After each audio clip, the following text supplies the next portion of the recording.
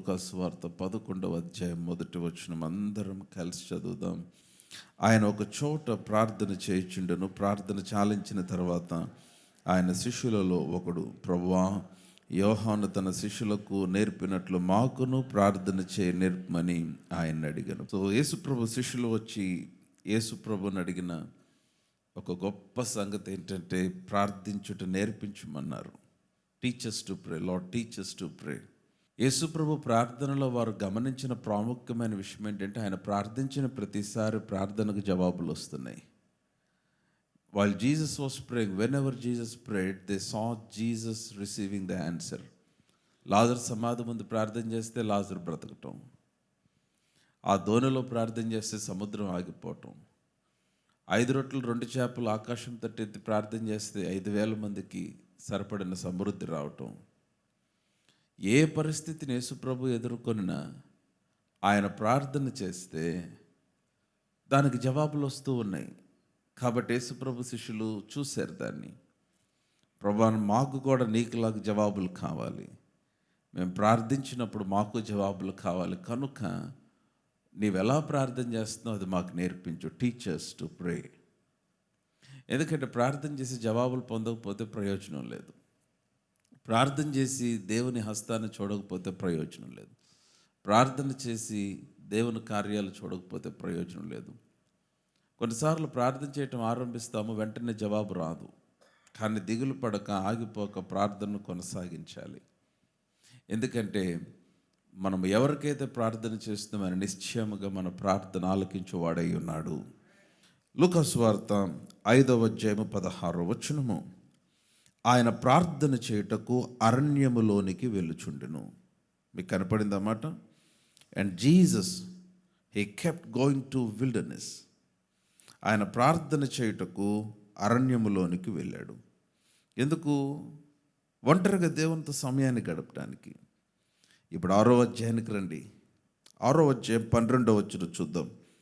ఆ దినముల యందు ఆయన ప్రార్థన చేయుటకు కొండకు వెళ్ళి దేవుని ప్రార్థించుట యందు రాత్రి గడిపెను. చూసారా, రాత్రి అంతా ప్రార్థించాడు. ఆయన అనేక పర్యాయాలు వేకువ జామున ఆయన ప్రార్థించిన సందర్భాలు వాక్యములో మనం చూస్తాం. ఆ తర్వాత అరణ్యములో ప్రార్థించాడు, ఆయన కొండపైన ప్రార్థించాడు. అంటే ఆయన ఒక ప్రార్థన జీవితాన్ని ఏ విధంగా మెయింటైన్ చేస్తూ వచ్చాడు. శిష్యులు దాన్ని చూసి చాలా కదిలించబడి ప్రార్థన చేయటం మాకు నేర్పించు అన్నాడు. హల్లెలూయా. ఇంకా బిగ్గరగా హల్లెలూయా. మీకు గుర్తుంది కదా, దయ్యం పట్టిన ఆ మోగ దయ్యం పట్టిన వాడిని తీసుకొస్తే శిష్యులు ప్రార్థన చేశారు కానీ ఏం జరగల. కానీ కొండ మీద నుంచి ప్రభు దిగొచ్చాడు. దిగిరాగానే వాడిని నా ఎద్దుకు తీసుకొని రండి అన్నాడు. యేసుప్రభు వాడిని చూసి గద్దించగానే ఆ దయ్యము వారిని వెలువెలలాడించి వెళ్ళిపోయింది. శిష్యులు దాన్ని చూసి ఆశ్చర్యపోయారు. మేం ప్రార్థన చేసాం జరగలా, నువ్వు ప్రార్థన చేసావు జరిగింది.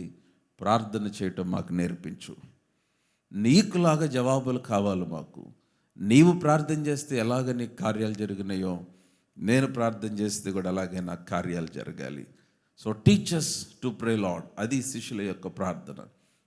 వీళ్ళు ఎంతమంది ప్రార్థన జవాబులు చూడాలనుకుంటున్నారు? Come on, put your right hand and shout amen. కాకపోతే మీరు ప్రార్థన జవాబు చూడాలంటే ప్రార్థన చేయాలి ఫస్ట్. ప్రార్థన చేయకుండా చాలాసార్లు ప్రార్థన ఆలోచిస్తారు. Some people think they pray and they don't ప్రే. నేను ప్రార్థన చేస్తే ఏమైంది, జవాబు వచ్చేస్తుందని చాలా ఆలోచించి ఎంత బాగా ప్రార్థన చేయగలరో ఆలోచించి ప్రార్థన చేయకుండా ప్రార్థన చేసాం అనుకుని తృప్తి పొంది ప్రార్థన చేయకుండా బతికే వాళ్ళు చాలామంది ఉన్నారు. లేదు, ఏదో కష్టపడి అటు చేసి ఒక 5 నిమిషాలు 10 నిమిషాలు ప్రార్థన చేసి చాలాసేపు ప్రార్థన చేసామని ఫీల్ అయ్యి మరలా కొంతకాలం ప్రార్థన చేయని వారు కూడా ఉన్నారు. ప్రార్థన మీ ఫీలింగ్స్ పైన ఆధారం చేసుకొని ప్రార్థన చేస్తే మీరు ఎన్నటికీ ప్రార్థన చేయలేరు. దేవునితో సహవాసాన్ని బిల్డ్ చేసుకోవడానికి మీరు ప్రార్థన చేస్తూ ముందుకు వెళ్తే నిశ్చయముగా దేవుడు మీ ప్రార్థన ఆలకించి మీ పక్షంగా గొప్ప కార్యములు చేస్తాడు, అందులో సందేహం లేదు. హల్లెలూయా. సో ప్రార్థన దేవుడు ఎందుకు చేయమన్నాడంటే మనం ప్రార్థన ఏదో not just for the sake of praying, ఏదో ప్రార్థన చేయాలి కదా అని చేయమనలేదు. ఆయన మనకు జవాబు ఇవ్వాలని ప్లాన్ చేశాడు కనుక ప్రార్థన చేయమన్నాడు. God has plan to answer our prayers. మన ప్రతి ప్రార్థనకు జవాబు ఇవ్వాలని దేవుడు ప్రణాళిక కలిగి ఉన్నాడు. నమ్మిన వారు కొంచెం బిగ్గరగా ఆమేన్.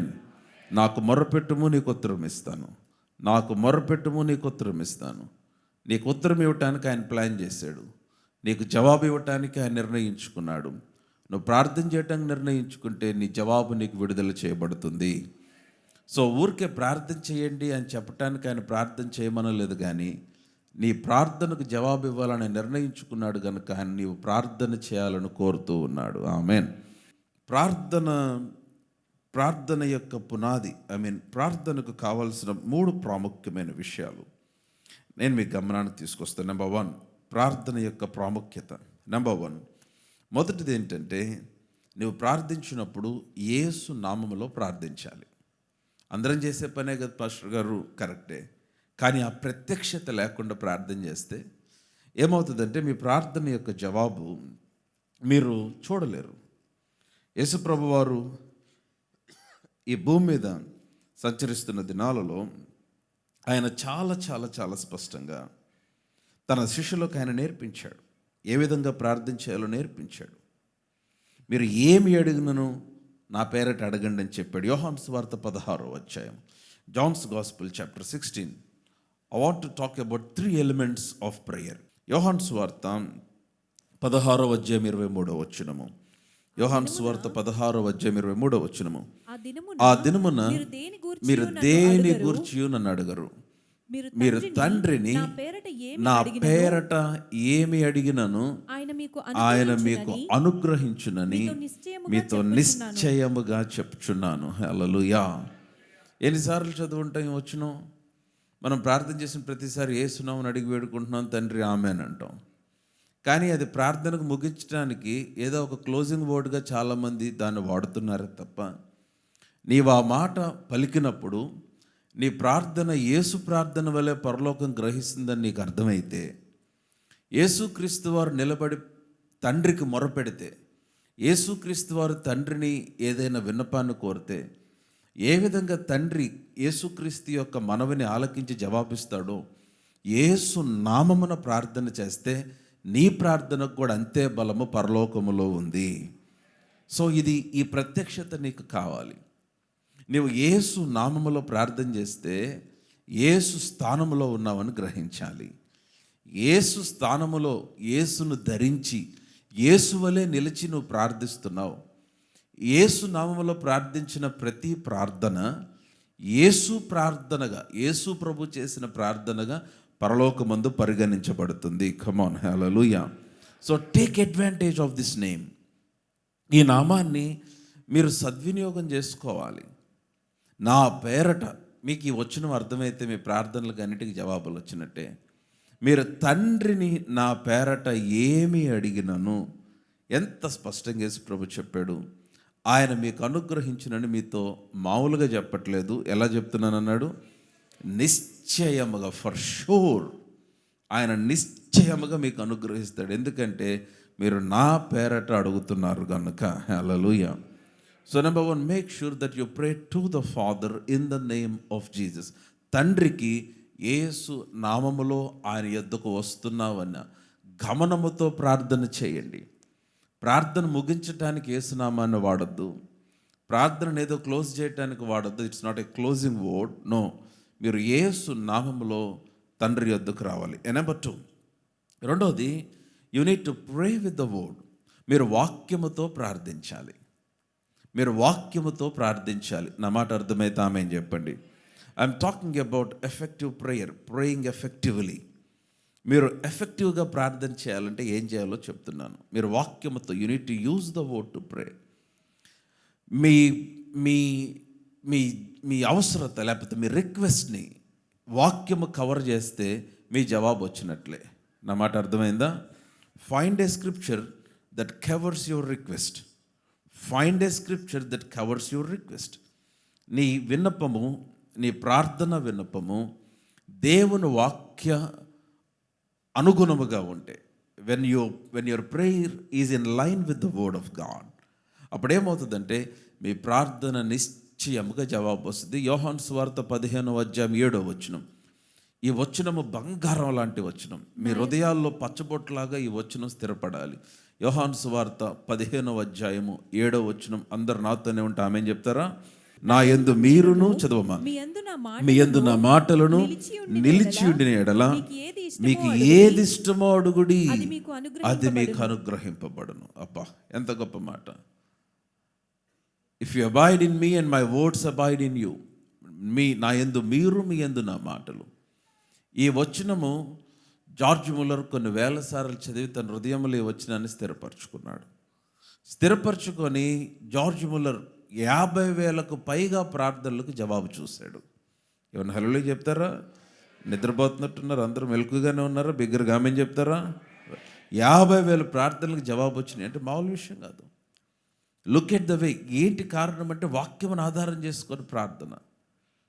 So pray with the word. రెండోది మర్చిపోద్దు, వాక్యము లేకుండా ప్రార్థించొద్దు విశ్వాసులారా. ఏది పడితే అది ప్రార్థిస్తే దేవుడు జవాబు ఇవ్వటానికి బద్ధుడై లేడు. వాక్యానుసారమైన ప్రార్థనకు ఆయన నిశ్చయముగా జవాబిస్తాడు. సో నీకు ఎందుకు జవాబు ఇవ్వాలంటే వాక్యంలో ఉంది కాబట్టి. ఆయన వాక్యమును ఏమాత్రము కూడా ధిక్కరించడు, ఆ వాక్యమును దాటి ఆయన వెళ్ళడు. గనక నెంబర్ 2, నీ ప్రార్థన ఎఫెక్టివ్గా ఉండాలంటే pray with the word of God. మీరు దేవుని వాక్యముతో ప్రార్థించాలి. ఆమేన్. నెంబర్ 3, మూడవది, pray with the power of the Holy Spirit. పరిశుద్ధాత్మ శక్తితో ప్రార్థించండి. మూడవది, ఆది సంఘం చేసిన ప్రార్థన విధానం. వారు ఆత్మలో ప్రార్థించారు, అన్య భాషలలో ప్రార్థించారు. ప్రార్థిస్తున్నప్పుడు పరిశుద్ధాత్మ సహాయము కొరకు అడగండి. Holy Spirit help me. ఆయన ఏం చేస్తాడంటే నీ మాటలను బలపరుస్తాడు, నీ మాటలను సిద్ధపరుస్తాడు. హెస్కేల్ గ్రంథంలో ఒక మాట ఉంటుంది, మాటలు సిద్ధపరచుకొని ఆయన సన్నిధికి రండి అని. The Holy Spirit will energize the words. He will empower you to speak the right words in prayer. ప్రార్థనలో సరియైన మాటలు నువ్వు మాట్లాడటానికి పరిశుద్ధాత్మ నీకు సహాయం చేస్తాడు.